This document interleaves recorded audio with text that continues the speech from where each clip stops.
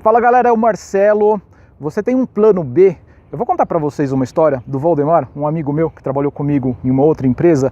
Eu não acredito que ele foi desligado da empresa dessa maneira, nessas condições, mas o fato é que aconteceu. Eu vou contar para vocês essa história e no final desse vídeo, fica comigo até o final, que eu vou contar 3 maneiras interessantes para você ter um plano B sem deixar aquilo que você está fazendo hoje e de forma sustentável, de forma que você consiga crescer. A história do Valdemar, na verdade, o nome dessa pessoa nem é Valdemar, mas eu vou chamar ele de Valdemar nesse vídeo para proteger a identidade dele, e claro, a gente não quer expor ninguém aqui.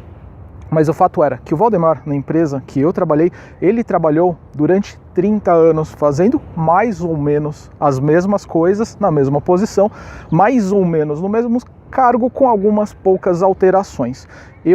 Quando eu conheci o Valdemar, quando ele saiu, eu tinha mais ou menos uns 3, 4 anos de empresa, mas o fato é que ele foi desligado de forma com que aquilo era a única coisa que ele sabia fazer na vida, e a função dele dentro da empresa não era nem muito comum em outras empresas. Ele fazia uma coisa que era a necessidade de uma empresa só daquele lugar. E quando ele saiu, quando ele foi desligado dessa empresa de uma forma com que ele ficou assim, sem meio função dentro dessa empresa, ficou de forma meio que sem grande evidência dentro da empresa. Ele era só mais um. Ele dedicou 30 anos àquele negócio, ele dedicou uma vida inteira e ele não foi atrás de um plano B. Quando eu conversei com o Valdemar, o que aconteceu? O Valdemar falou: Marcelo, eu não sei o que eu vou fazer da vida agora, porque porque a minha função era aqui. Eu dediquei todos os grandes anos, todos os melhores anos da minha vida para essa empresa. Não está errado a empresa? Claro que não. Acontece, a empresa precisou de uma oportunidade, precisou de alguém que ocupasse esse cargo durante 30 anos, e a empresa, e o Valdemar, ele se propôs a fazer isso, se propôs a ficar lá, e foi um casamento de ideias para os dois lados. Até então foi muito interessante, mas o que o Valdemar ele esqueceu de fazer foi ter um plano B, alguma coisa que pudesse sustentá-lo se ele saísse, se ele fosse desligado e se aquela função acabasse. Se aquela função acabasse no mercado, foi o que aconteceu também com ele, e ele ficou muito chocado, e desde então ele deu a importância do plano B. Ele pensou: se eu tivesse pelo menos há uns 15 anos pensado em alguma coisa, pensado em uma nova forma de trabalhar, eu não estaria nessa posição hoje. Quantas pessoas hoje trabalham que não têm um plano B? Talvez você trabalhe numa função que seja muito comum para o mercado, talvez você trabalhe em uma coisa que o mercado está sempre precisando. Mas também tem um porém: se o mercado sempre precisa dessa sua função, muito provavelmente é uma função de salário baixo, uma função que não traz os rendimentos necessários para você. E o que você tem que fazer? Na verdade, a primeira coisa, o primeiro passo é pensar que você precisa de um plano B. Muita gente tem pensado nisso, eu falo com diversas pessoas, essas pessoas elas entenderam que é necessário pensar em alguma coisa, pensar em alguma forma para a carreira, mas com efetividade elas não estão indo buscar esse plano B. Nesse vídeo aqui, fica comigo mais até o final, que eu já vou contar para você 3 formas de negócio para você começar um plano B. Mas essa história também me fez lembrar de uma outra pessoa que trabalhou comigo. Eu não lembro bem o nome dele, mas foi bem no começo da minha carreira. Quando eu comecei, eu trabalhava com informática, né? Então era aquela onda de que a gente estava colocando, era a primeira onda, que a gente estava colocando os computadores para dentro de uma empresa. E tinha um senhorzinho numa empresa, que ele também já estava há bastante tempo. Ele era o cara que conferia os cartões de pontos, não sei se você lembra disso, era aqueles cartões que você colocava lá numa leitora, você puxava uma alavanca lá e ele registrava a sua hora. Era um cara que confirmava, verificava se estava tudo certo, dava um visto lá e também fazia o apontamento final no final do mês, pegava o total de horas, somava lá. Era um cara que fazia cálculo, na verdade, e essa foi uma das primeiras pessoas que um sistema que eu desenvolvi em poucas horas substituiu a função dele. E esse senhorzinho, ele foi desligado da empresa. Na época eu fiquei com muito remorso, sabendo que o meu trabalho teria tirado uma função. Na época eu estava pensando assim, mas na verdade agora a gente pensa, depois de bastante tempo, de que essa pessoa, ela não se atualizou, ela ficou durante muito tempo fazendo a mesma coisa, a mesma função e a mesma atividade, não pensou que poderia existir outra coisa no mercado. Uma coisa que eu falo muito é que todo mundo precisa ter em um certo nível de ambição. Por que ambição?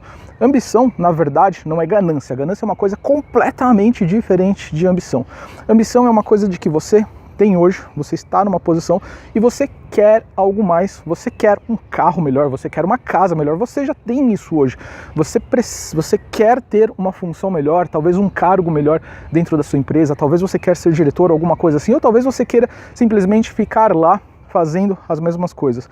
Isso pode ser um pouco perigoso porque, na verdade, você pode acontecer do mercado, de ter algum imprevisto, ter alguma situação momentânea, esporádica, como aconteceu nos últimos anos, que o mercado ele se retrai, as funções acabam e você pode ser desligado. E o que você vai fazer? Eu vou contar para você 3 grandes opções de plano B que você pode ter, você pode começar hoje, inclusive, a pesquisar, até mesmo, de repente, até mesmo tomar alguma decisão sobre isso e começar a pensar num futuro. Pode ser que o plano B não se torne o plano A, ou assim, também se você largar tudo e ir para o plano B, ele não é mais plano B, ele é plano A.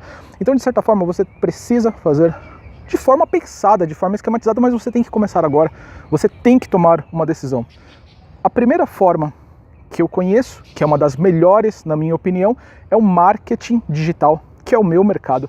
Marketing digital, inclusive, eu tenho um treinamento que é o Negócios Digitais, que ele ensina as pessoas a utilizarem o marketing digital para fazer negócio e para gerar receita.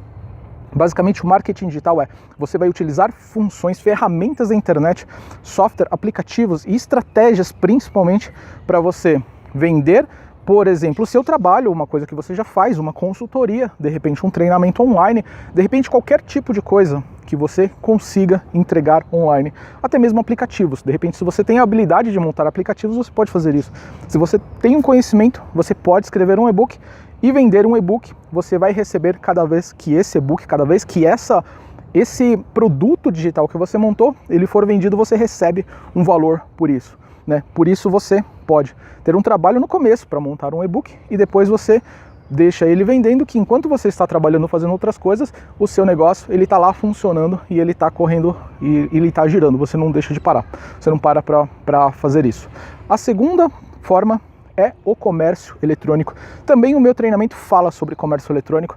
Você pode montar uma loja na internet, cadastrar produtos, comprar em um lugar, em um fornecedor, por exemplo, aqui em São Paulo, 25 de março, você pode comprar produtos lá, colocar para vender na internet e vender para todo o país, para pessoas que não têm acesso a São Paulo a 25 de março. Essa é uma grande opção, uma opção que você pode montar e você continua trabalhando, você continua fazendo exatamente aquilo que você faz. Quando você vende algum produto, você pega e despacha esse produto vai para o seu cliente, você pode usar a hora do almoço, para ir no correio, despachar o produto, e você pode fazer à noite, empacotar tudo, colocar nas devidas caixas e na hora do almoço você leva. Uma opção que perfeitamente você consegue fazer nas suas horas vagas. E a terceira opção é o marketing multinível, o marketing de rede.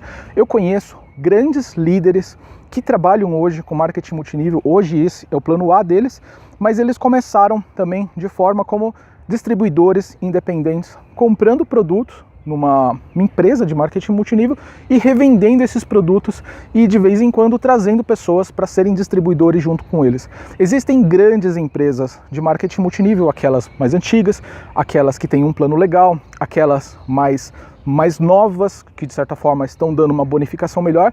De fato, você precisa entender qual é a melhor empresa, a empresa que encaixa você. Eu conheço gente em diversas empresas, eu poderia indicar para você várias delas, empresas boas, né, para se trabalhar, empresas confiáveis, empresas que não são golpes. Nesse mercado existe muito golpe, você precisa tomar cuidado entre escolher uma empresa sólida e uma empresa picareta. Você tem que saber onde você está pisando, mas o fato é que eu conheço muitas pessoas que começaram de forma com um plano B, fazendo o que elas já faziam e foram para cima e mudaram o estilo de vida. De repente o plano B começou a ser mais lucrativo que o A, eles fizeram a chave. Legal? Essas são as 3 dicas, as dicas que eu trago para você aqui no vídeo, e eu falo para você, você precisa ter um plano B, e o que você está fazendo agora para ter um plano B? Eu trouxe 3 dicas para você, você pode pesquisar agora qualquer uma delas, você pode ver qual delas melhor se encaixa para você, e se eu puder ajudar você de alguma forma, se você ficou com alguma dúvida, ou se você quer entender um pouco mais sobre uma dessas 3, ou as 3, ou alguma outra que você está pensando também, deixe um comentário aqui embaixo, que eu vou ter um imenso prazer de responder você.